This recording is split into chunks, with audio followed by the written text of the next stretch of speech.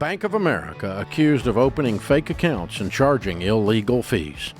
Federal regulators said Tuesday they found that Bank of America harmed customers by double-dipping on fees, withholding credit card rewards, and opening fake accounts, all of which are violations of various consumer financial protection laws. Yeah, because it's freaking fraud. And as a result, the Consumer Financial Protection Bureau ordered Bank of America to pay more than $100 million to customers and $90 million in penalties. And the Office of the Comptroller of the Currency also ordered Bank of America to pay $60 million in fines. So let me get this straight. $100 million went to the customers and $150 million went to the government. Some of the charges are reminiscent of the Wells Fargo scandal last decade that involved opening millions of bank accounts without customer authorization. The CFPB said that Bank of America harmed hundreds of thousands of consumers over a period of several years and across multiple product lines and services. Among them, they found that the bank, which normally charged customers $35 for a transaction that was declined due to insufficient funds, allowed those fees to be repeatedly charged for the same transaction, resulting in customers being charged tens of millions of dollars in fees on resubmitted transactions. They also said the bank would make special offers of cash and points when signing up for a new credit card, but that it illegally withheld those promised bonuses to tens of thousands of customers. Never even got your credit card points. Wow. And from at least 2012, the agency said in order to reach now defunct sales-based incentive goals and boost their evaluations, bank employees illegally applied for and enrolled consumers in credit card accounts without consumers' knowledge and authorization, involved using or obtaining consumers' credit reports without their consent, and it resulted in customers being charged unjustified fees, making hits to their credit reports, and having to make efforts to correct the errors the bank made. Someone needs to go to jail. Hello. Someone needs to go to jail for that. Hello. So, yeah, when Wells Fargo did the same thing, they, it was crazy. It was like, I had to look it up because I couldn't believe that they laid off like 24,000 people. Yeah, I remember that. And because I couldn't even believe that, but they had like something like 300,000 people on the payroll. It's hard to get my head around how big these stinking cabals are. They're bigger than most countries. And they apparently think they make their own laws. Yeah. Somebody, like an actual people are opening these accounts. Absolutely. Employees. And actual people are charging these fees. Employees. Yep. In order to make their own bonuses. Yeah. On sales incentive goals. Right. I just want people to understand this is not like a digital error or it was, a digital mistake. There was no oops involved. Yeah. These are people doing evil things. They're called crooks. They're called banks. And is no one going to jail for this? I don't understand. If you rob a bank, you go to jail, but if you rob the people, you don't. But if you're a bank, you're allowed to rob. Yeah. Banks are allowed to rob the people, but people can't rob the banks. This is how it works. What's going on? It just seems unfair. Oh, man. It is unfair. Banks can rob the people, but the people can't rob the banks. Explain this to a 5-year-old, please. Okay. Honey, it's called Bank of America. They're bigger than life. Yeah.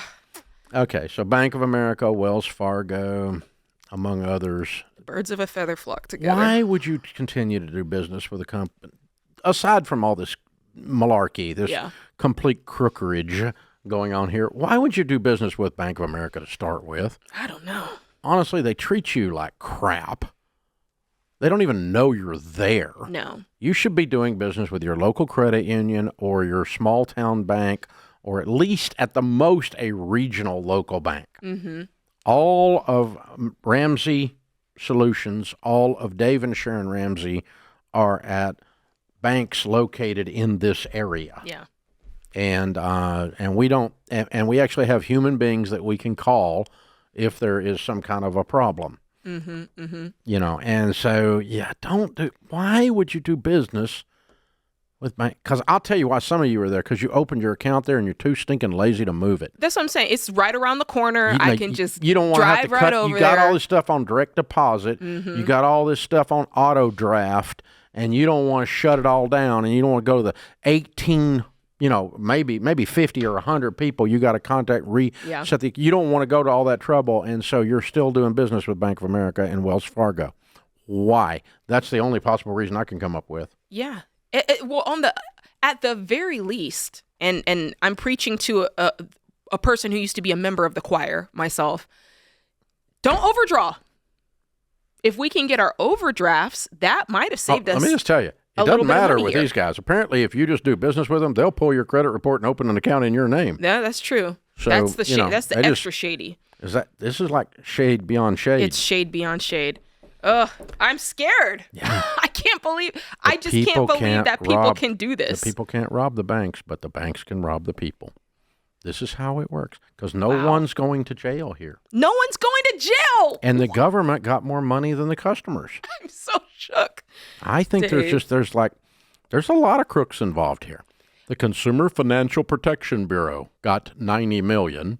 The Office of the Comptroller got $60 million. Wow. 1 + 1 is $150 million, by the way, 90 and 60. Mm-hmm. And $100 million went back to the customers.